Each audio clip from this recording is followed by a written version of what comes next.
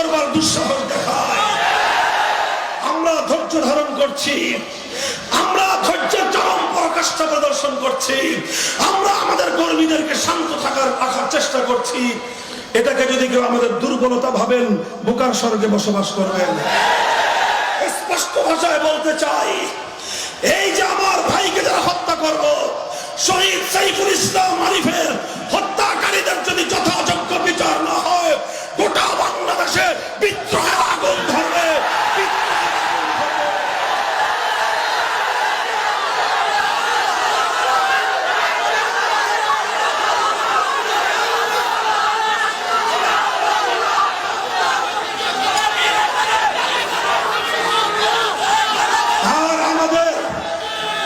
পরিষ্কার দাবি হবে, শুনেন, লক্ষ্য করে শুনেন, সংবিধান সংস্কারের জন্য দেশের বিশিষ্টজনদের কাছ থেকে মতামত নেওয়া হচ্ছে। আলেম ওলামারা নানা ধরনের মতামত লিখিত আকারে অনেক সুন্দর করে সাহিত্যপূর্ণ ভাষায় এটাকে প্রসপেক্টাস আকারে তৈরি করে সব সাবমিট করেছে, দাখিল করেছে। এগুলো নিয়ে বুঝবার চেষ্টা করেন। আমি স্পষ্ট ভাষায় একটা কথা ওপেন মঞ্চে আলেম সমাজের পক্ষ থেকে বলতে চাই, এদেশের তাওহীদি জনতা হৃদয়ের সেই গুঞ্জরণ, শত বছরের অপ্রাপ্তির সেই বেদনার কথা আমার কণ্ঠে আগুন হিসেবে আমি ধরাতে চাই।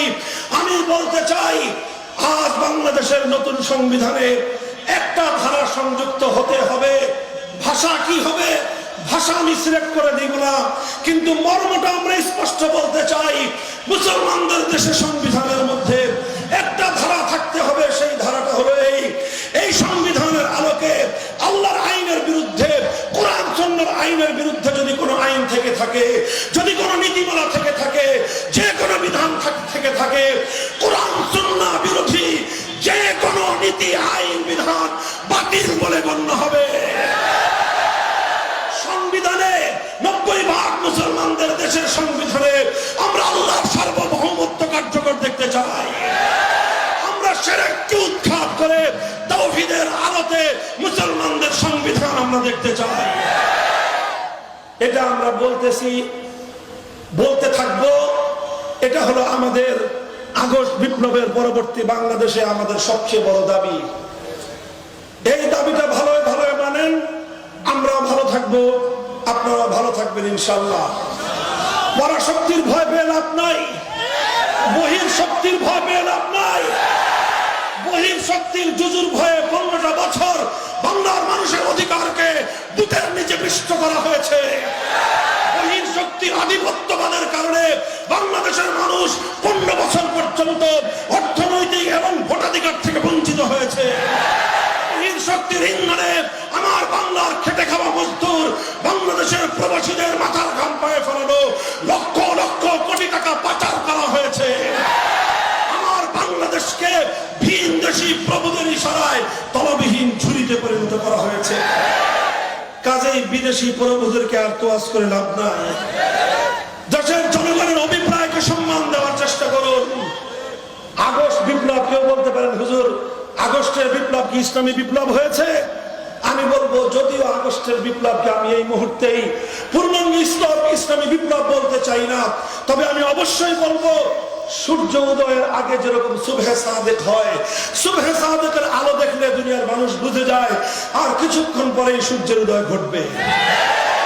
5ই আগস্টের বিপ্লব ইসলামী বিপ্লবের সূর্যোদয় হয়নি, তবে ইসলামী বিপ্লবের সূর্যোদয়ের আগে 5ই আগস্ট নতুন সুবহে জাদিদ হিসেবে আবির্ভূত হয়েছে।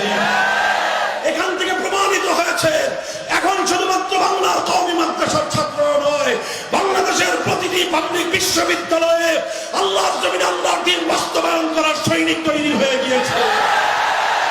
সুতরাং আমাদের এই কথা দাবি হিসেবে যদি গ্রহণযোগ্য না হয়, প্রশ্ন করতে পারেন কি করবেন? পরিষ্কার কথা বলে যাই, আল্লাহর কোরআনের রাজ কায়েম করার জন্য, আল্লাহর জমিনে আল্লাহর কোরআনের সংবিধান বাস্তবায়ন করার জন্য প্রয়োজনে আমরা যুদ্ধ করব, যুদ্ধ করব, যুদ্ধ করব।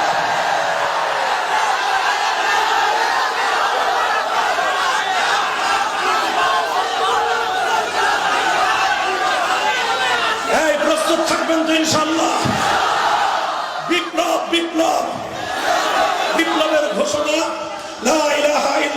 মাধ্যমে একটা বিপ্লব হবে। এদেশের সংবিধান হবে আল কোরআন।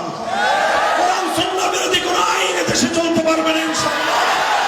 তোমরা সাহস করো, হিম্মত করো, বেশি নয় 2000 আবু সাঈদের রক্তের মাধ্যমে যেভাবে আধিপত্যবাদী ভারতীয় দেশবাদাস বিতাড়িত হয়েছে, আর 2000 শহীদের রক্তের বিনিময়ে বাংলার মাটিতে কোরআনের রাজ কায়েম হবে, খেলাফত কায়েম হবে।